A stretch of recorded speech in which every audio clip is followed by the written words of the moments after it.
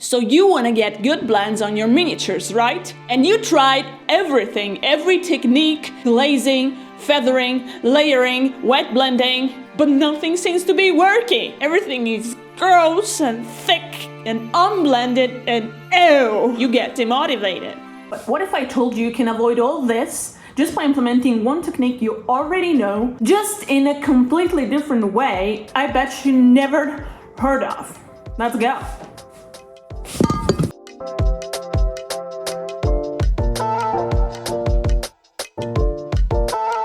So you are painting your miniature, right? And you're gonna get from color A to color B. Simple. And I bet by now you know there are a number of ways you can do that. But probably the most common and straightforward technique that you can implement to achieve that is layering. Some methods of layering, like the one I showed in my very first cringe-worthy video, are more effective than others. By picking a highlight color, a shadow, and a middle tone, and creating gradients, you make it easier on yourself later on.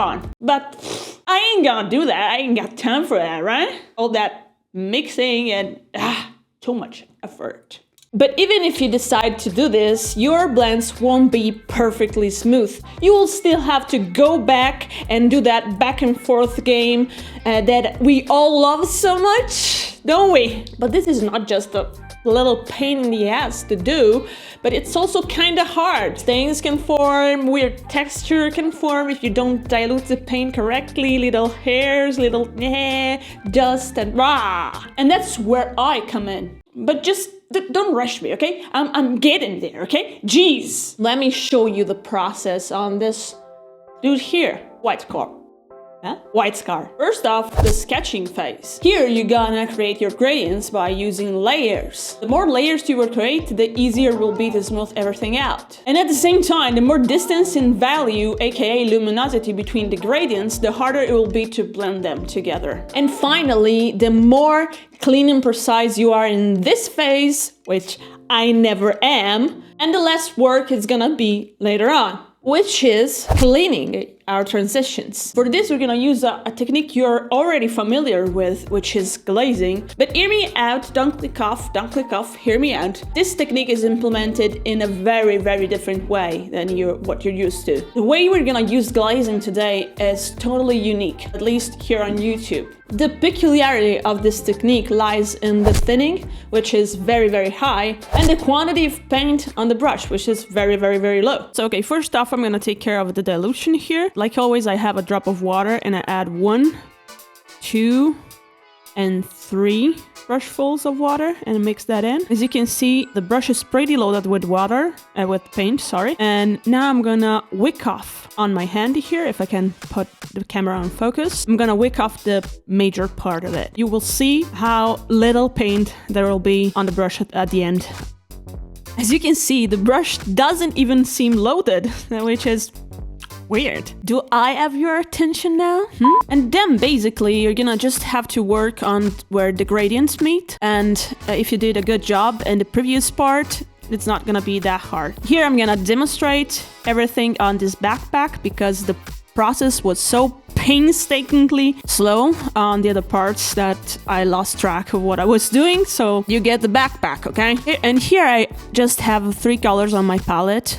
And I'm just using, in the higher values, I'm just using pretty much off-white and a little bit of grayish, neutral grayish. To this dilution, the color that you're using doesn't matter too much as long as the value is similar. As you can see, you can barely tell that I'm painting, but I am painting. That's the exercise. That's the point of this technique, exercising patience and not skipping step. If you rush this process, you're gonna be frustrated and you're gonna have a bad result and you're gonna throw your miniatures across the room and say F it, like I did many times. But with times I learned that with a little bit of patience, you really can get amazing results with this technique.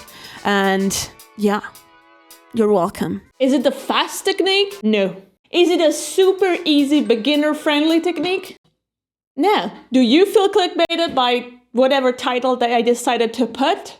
Probably. Hopefully not too much. But hear me out, because this technique really changed the way I saw miniature painting. And it also changed the way I saw how to achieve smooth blends and soft transitions. The only two skills you'll need to have to implement this new type of glazing that I just talked about are brush control and patience, which I don't have enough of. Still working on that. Listen, I'm not one of those painters who strives for perfect blends or smooth blends or whatever. I think painting a figure aiming just towards perfection of the transition is pretty boring, to be honest. No offense. But it's something that we do need to have in our tool belt. It's like walking before running. So walk or don't. Whatever. Before you go, you might want to try this 8x that solves many other problems and they're curated by me, so you know it's good. Also, watch other videos well because it helps with the algorithm gods. Stay on my channel forever.